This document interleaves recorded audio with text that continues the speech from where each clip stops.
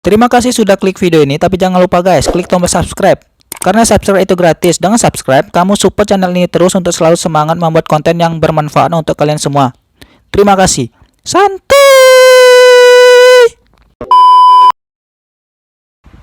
Assalamualaikum warahmatullahi wabarakatuh. Alhamdulillahirabbil alamin.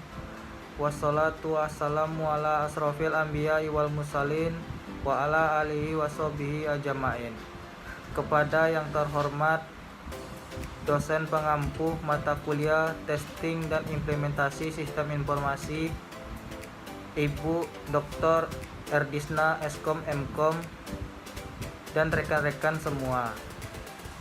Sebelum masuk presentasi, saya akan memperkenalkan anggota terlebih dahulu. Yang pertama, Assalamualaikum warahmatullahi wabarakatuh.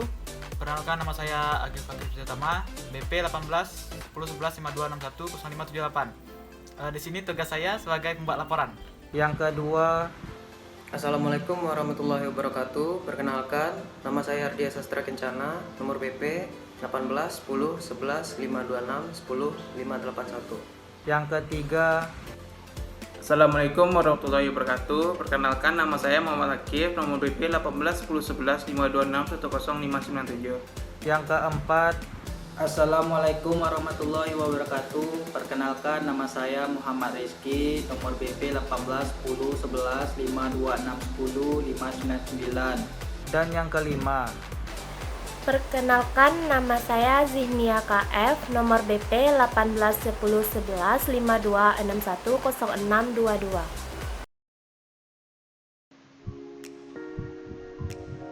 Selanjutnya, saya akan mempresentasikan hasil laporan pengujian sistem pada RSUD Haji Hanafi Muara Bungo. Di sini kami mengambil skripsi dari kakak senior yang berjudul Pemodelan Data Warehouse RSUD Haji Hanafi Muara Bungo dengan metode GIMBAL. Selanjutnya, saya akan menjelaskan materi pada bab 1 pendahuluan, yang mana di sini ada beberapa materi yang dijelaskan. Yang pertama, materi latar belakang. Yang kedua, batasan masalah. Yang ketiga, tujuan penelitian. Di sini saya akan menjelaskan latar belakang dan batasan masalah. Selanjutnya, latar belakang. Data warehouse adalah database yang didesain khusus untuk mengerjakan proses query, membuat laporan dan analisa. Data yang disimpan adalah data bisnis, history dari sebuah organisasi, perusahaan, dan instansi pemerintah, di mana data tersebut tidak tersimpan secara rinci atau detail. Dalam pembuatan laporan pada akhir bulan maupun akhir tahun, pihak RSUD kesulitan dalam mengumpulkan data per bidang yang ada di RSUD, menyebabkan terjadinya keterlambatan dalam pembuatan laporan. Kesulitan dalam pembuatan laporan pada interval waktu tertentu. Tidak adanya suatu program analisis data sehingga pihak eksekutif RSUD kesulitan untuk membuat pengambilan keputusan yang akan dilakukan. Selanjutnya, batasan masalah. Batasan masalah di sini ada 5, yaitu yang pertama, data kepegawaian, pelayanan medis, apotek, dan kasir yang didapatkan dari RSUD Haji Hanafi Muara Bungo berupa file dengan format bintang.xlsx. 2. Minimal jangka waktu 1 tahun data yang digunakan dalam permodelan yang akan rancang. Alasannya karena data rumah sakit akan lengkap pembukuannya di akhir tahun. Yang ketiga, metode yang digunakan adalah metode GIMBAL. Yang keempat, penyajian data kepada pihak RSUD Haji Hanafi Muarabungo dalam bentuk OLAP. Dan yang kelima, penyajian laporan hasil reporting tools disajikan dalam bentuk grafis dan tabel. Baiklah, materi selanjutnya akan dibacakan oleh teman saya. Baiklah, saya akan menjelaskan tujuan penelitian. Yang pertama, mempermudah pihak RSUD Haji Hanafi Muarabungo dalam pembuatan laporan yang dibutuhkan oleh pihak manajerial ataupun pihak eksekutif untuk mendukung pengambilan keputusan. Yang kedua, memudahkan pihak RSUD Haji Hanafi Muarabungo dalam menganalisis data untuk pengambilan keputusan yang akan dilakukan oleh pihak manajerial ataupun eksekutif rumah sakit. Selanjutnya, kesalahan atau masalah yang ditemukan pada website RSUD Haji Hanafi Muarabungo, yaitu yang pertama, tidak adanya fitur input data di dalam website tersebut. Kita tidak bisa menginput data-data yang ada di rumah sakit tersebut secara langsung dari aplikasi atau website seperti nama pasien, jenis kelamin, dokter, asuransi, kamar, dan penyakit. Tetapi kita menginputkan datanya melalui database dengan cara seperti kita menginputkan nama asuransi, nama dokter, dan nama kamar, lalu pilih insert dan menginputkan data sesuai dengan kolom yang telah disediakan. Yang kedua, kita tidak bisa mengedit data secara langsung melalui website rumah sakit tersebut, seperti contohnya data dokter, data asuransi, dan data kamar. Jika ingin mengeditnya data tersebut, kita harus masuk ke dalam database rumah sakit tersebut. Contohnya, data asuransi, data dokter, dan data kamar, lalu pilih salah satu tabel yang ingin datanya diedit, lalu pilih edit. Dan selanjutnya, pilih kolom data yang ingin diedit. Yang ketiga, tidak fleksibel dalam menentukan tabel. Maksudnya di sini tidak bisa memilih file yang kita inginkan dalam database. Contohnya, memilih nama pasien, jumlah pasien, dan sakit apa pasiennya tidak bisa digabungi. Yang keempat, intinya seperti ini, yang namanya data warehouse tidak bisa mengedit data di data warehouse tersebut. Kalau ingin mengedit data harus di bidangnya, misal bidang obat, pasien, dan lain-lain. Yang kelima, kalau di data warehouse tidak bisa diedit, data ini untuk membuat proses dari load atau dari pembacaan dari aplikasi tersebut agar lebih cepat. Ini kegunaan data tersebut. Assalamualaikum warahmatullahi wabarakatuh. Saya akan menjelaskan tentang interface website Rumah Sakit Umum Daerah Haji Hanafi Muarabungo. Di sini terdapat beberapa gambar dari interface Rumah Sakit Umum Daerah Muarabungo. Yaitu gambar pertama ada tampilan fitur OLAP. Dan gambar kedua tampilan tabel OLAP.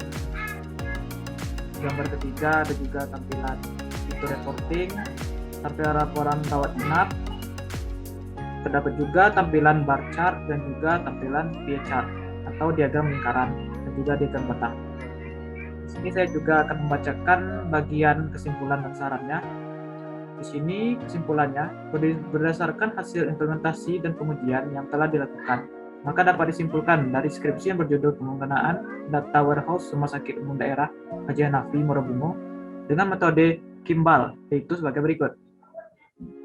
Pertama, dapat membantu administrasi dan pihak eksekutif dalam melakukan proses pembuatan laporan dan analisis dengan cepat dan juga lebih menarik dengan adanya visualisasi informasi. Yang kedua, dapat membantu pihak administrasi dalam proses laporan Rumah Sakit Umum Daerah. Dan yang ketiga, dapat juga membantu pihak administrasi dalam pengelolaan dan penyimpanan data. Di sini sarannya dalam pengembangan data warehouse Rumah Sakit Umum Daerah Haji Hanafi Muarabungo ini tentu saja masih jauh dari sempurna dan memiliki kekurangan. Oleh sebab itu, perlu dilakukannya pengembangan dan penyempurnaan lebih lanjut guna memenuhi kebutuhan pengguna.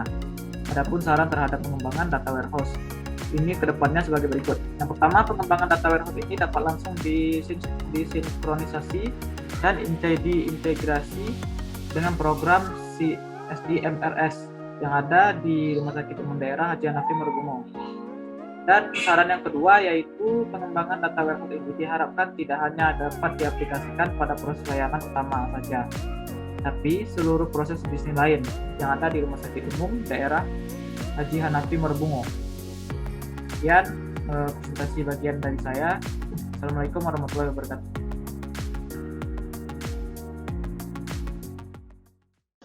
Baiklah, Assalamualaikum warahmatullahi wabarakatuh. Untuk selanjutnya saya akan menjelaskan bagaimana cara menjalankan aplikasi ini. Pertama, kita akan login sebagai seorang admin terlebih dahulu. Di sini kita inputkan namanya, yaitu username yaitu admin, untuk password sama yaitu admin.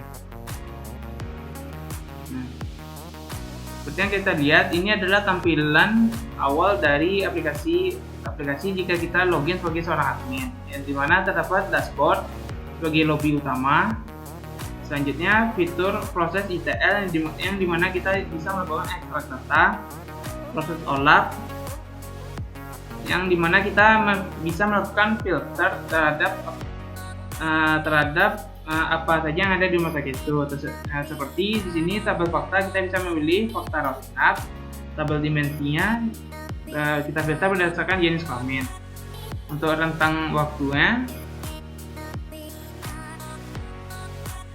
2016 dari bulan Januari sampai tahun 2017 bulan Desember.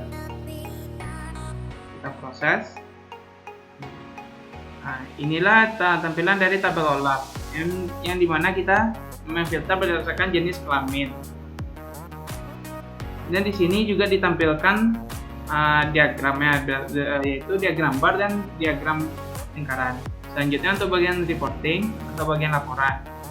Di bagian laporan di sini kita bisa memilih antara laporan rawat inap, laporan jalan, laporan penunjang medis, dan laporan apotek. Di sini saya akan menjelaskan bagian laporan rawat inap ya. Sini 2016 di bulan Januari sampai 2017. Kita analisis. Di sini adalah laporan rawat inapnya.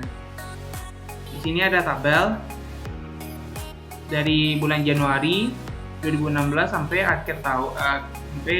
tahun 2017.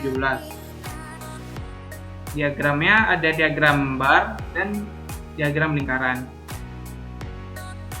Di sini bulan Agustus 2017 ada 200 pasien.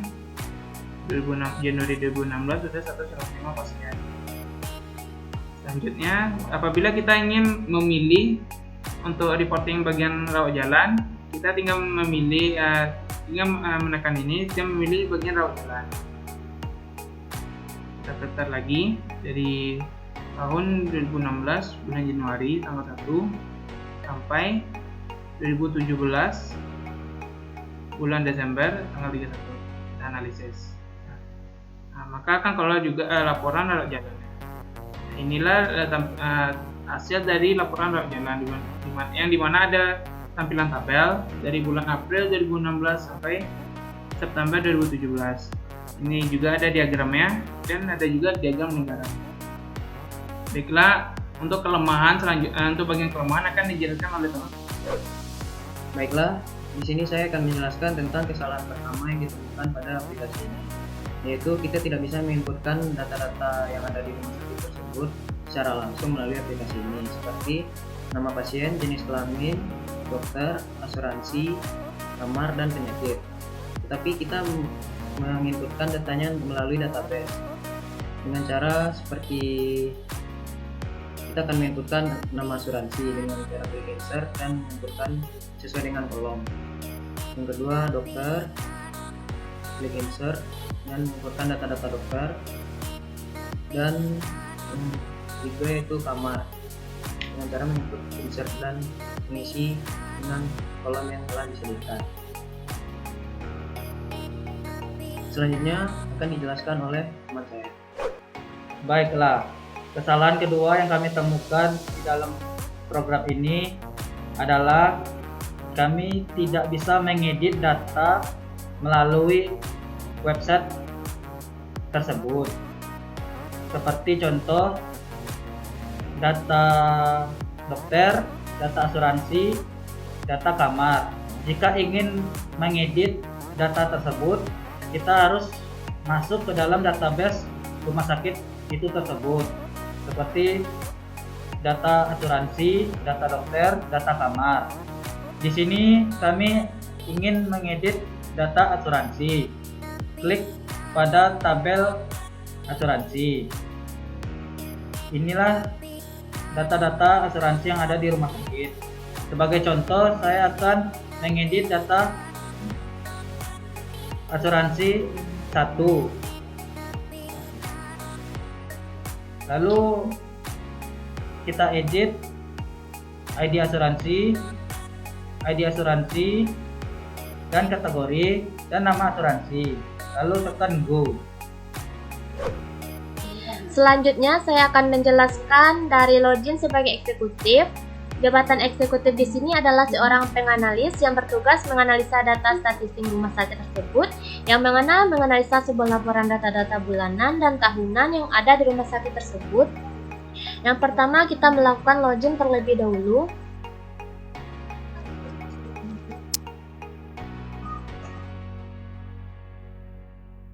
Beginilah tampilan dashboard untuk login sebagai eksekutif. Selanjutnya saya akan menjelaskan fitur dari reporting, yang mana reporting ini fitur pembuatan laporan bulanan maupun tahunan. Di sini terdapat beberapa pilihan kriteria: rawat inap, rawat jalan, penunjang medis, dan apotik. Sebagai contoh, yang pertama saya akan memilih kriteria rawat inap, dimulai pada tanggal 1 bulan 1 2016 sampai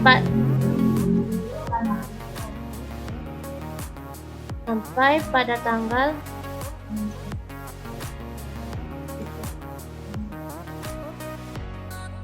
31 bulan 12 2017. Lalu klik analis, maka sistem akan bekerja menganalisa data rawat inap dari tanggal 1 bulan 1 2016 sampai dengan tanggal 31 bulan 12 2017. Lalu keluarlah tampilan laporan rawat inapnya. Terdapat sebuah tabel informasi jumlah pasien rawat inap. Setelah dianalisa laporannya oleh eksekutif atau penganalis tersebut, selanjutnya akan diberikan kepada admin, yang dimana admin nantinya membuat laporan data yang valid sesuai dengan data yang telah dianalisa oleh eksekutif atau penganalis tersebut. Setelah itu, admin memberikan hasil laporan bulanan maupun tahunan kepada atasannya, yaitu Direktur Utama RSUD Haji Munafi Burabungo. Yang kedua, saya akan menganalisa kriteria rawat jalan, yang dimana alurnya sama saja dengan kriteria rawat inap tadi.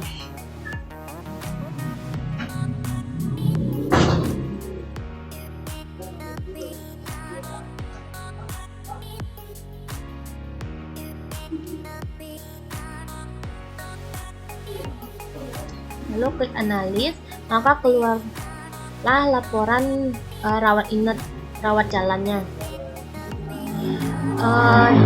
Selanjutnya menganalisa kriteria penunjang medis, dan alurnya juga sama seperti rawat inap dan rawat jalan tadi.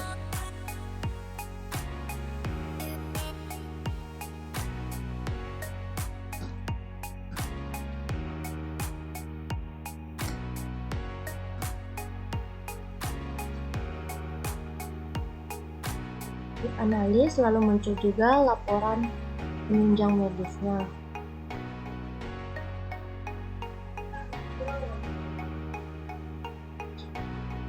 Yang terakhir, kita akan menganalisa kriteria apotik, yang mana menganalisa informasi jumlah obat setiap bulan dan tahunnya.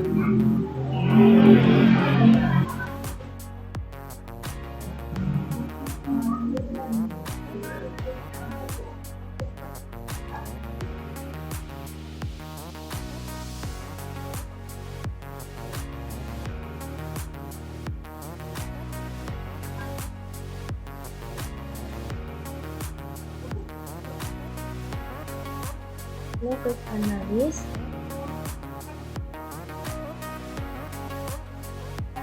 maka laporannya juga akan keluar. Inilah tampilan laporan data outputnya. Baiklah, itulah penjelasan dari login sebagai eksekutif dan fitur reportingnya. Terima kasih. Sekian presentasi dari kelompok kami. Mohon maaf jika ada kata-kata yang salah dalam penyebutan nama maupun gelar, mohon dimaafkan. Dan mohon maaf jika ada kata-kata di dalam slide presentasi kami yang salah atau yang kurang, mohon dimaafkan. Saya akhiri. Wassalamualaikum warahmatullahi wabarakatuh. Tetap jaga protokol kesehatan. Belajar di rumah.